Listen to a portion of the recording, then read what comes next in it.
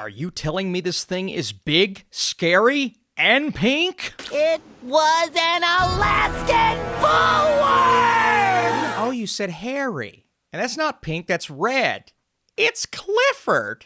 Aw. What is up, Flick fans? Welcome back to my channel. How did they find a dog that big and that red? We're going to talk about it in this review. I need you guys in the comments down below. Have you watched Clifford, both the TV show and the movie, or the dog? Did you dog sit? Okay, let's do it. As middle schooler Emily Elizabeth struggles to fit in at home and at school, she discovers a small red puppy who is destined to become her best friend from a magical animal rescuer. When Clifford becomes a gigantic red dog in her New York City apartment and attracts the attention of a genetics company who wishes to supersize animals, Emily and her clueless Uncle Casey have to fight the forces of greed as they go on the run across New York City and take a bite out of the Big Apple.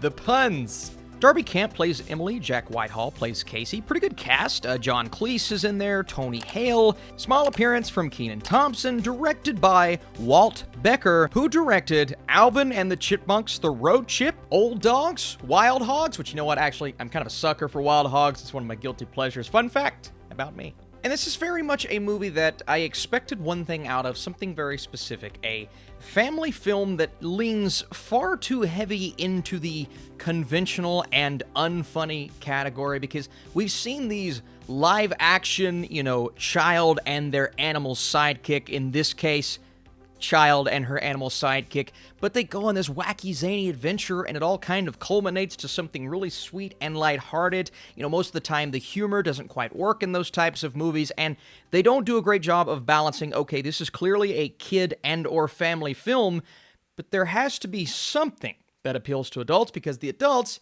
they're going to be the ones taking their kids into the theater. Sitting through a 2-hour film with nothing to offer you, it's a very difficult task. Now, Clifford the Big Red Dog, what does it offer that we haven't seen before?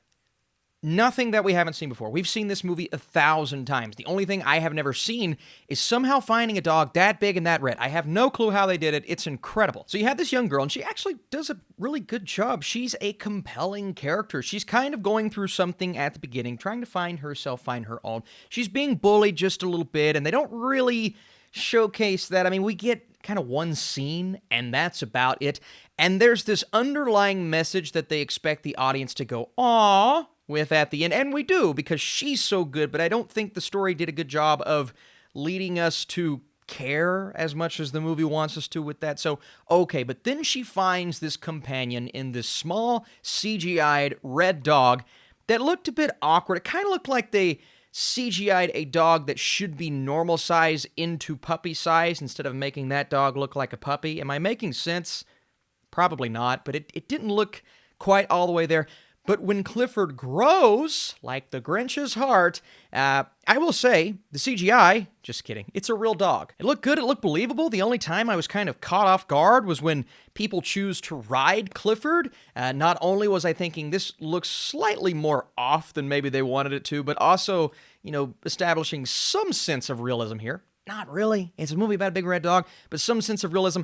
How does the dog know without being trained to keep a human on its back? I feel like if I would have gotten on Clifford, I would have been dead or horribly, tragically injured after about 30 seconds. But Clifford with the hijinks, saving people's lives, and the cheesy dialogue that comes from that. Wow, Clifford just saved my life. It was the greatest frisbee catch of all time.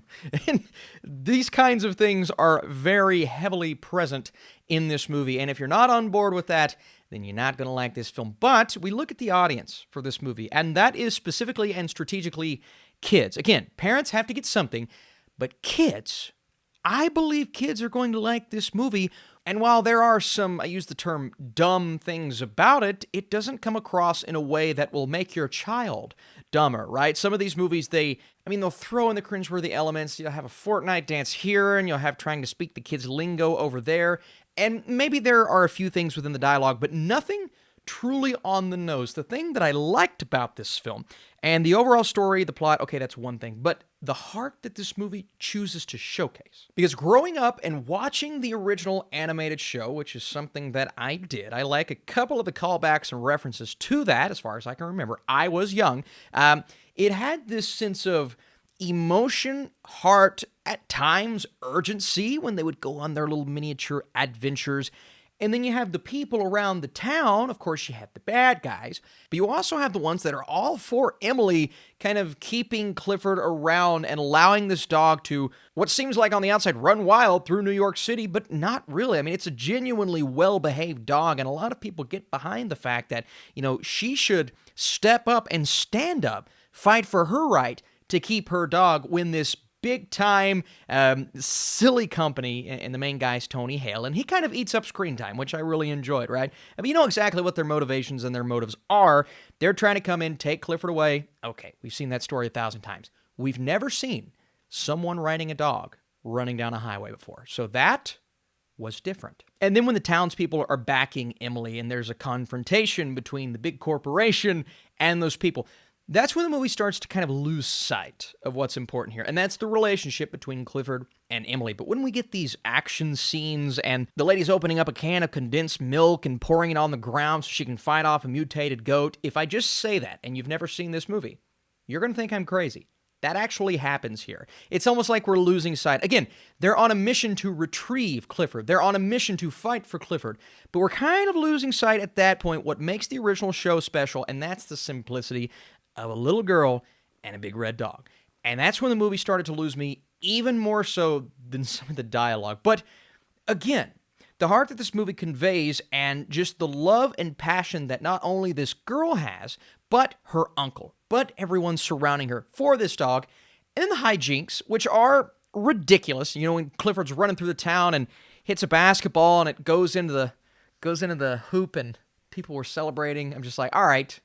And there's a point in the film when everybody's kind of rallying around the little girl. Some people are saying, kill it, kill the dog. Not really, but sort of. But then other people, it kind of reminded me of the scene in Spider-Man when the New York townspeople are throwing stuff at Green Goblin. You mess with Spidey, you mess with New York. You mess with one of us, you mess with all of us. Does the movie go off the rails more than I wanted it to specifically?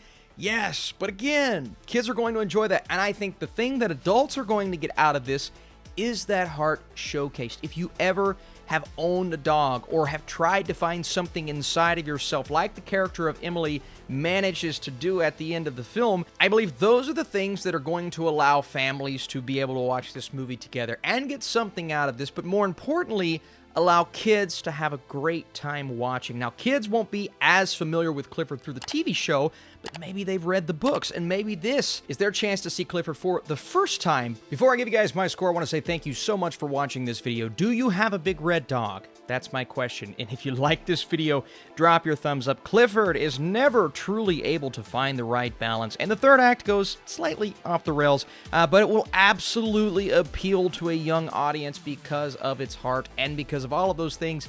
I'm right down the middle with my score. I'm a 50%. I don't want to go too harsh on this movie because it's very clearly intended at a certain audience, and if you have kids and you're okay with sitting through the kind of movie that I just described to you, I believe they'll get something out of this. There's a heart there within Clifford, both the dog and the movie, that I maybe did not anticipate going in. So there's how I feel, but I need to know down below, how did you guys feel? And I am just so fascinated. I mean, scientifically, how were they able to find a dog like this? I've never personally seen one. Animal shelters, I've been a couple of times, never seen a dog this big or this red. So I'm pretty amazed at the fact that they were able to do that. So if you are a scientist or a dog owner and you have a big red dog, please let me know down below. Where did you find it? I would love to have one. I'll see you soon.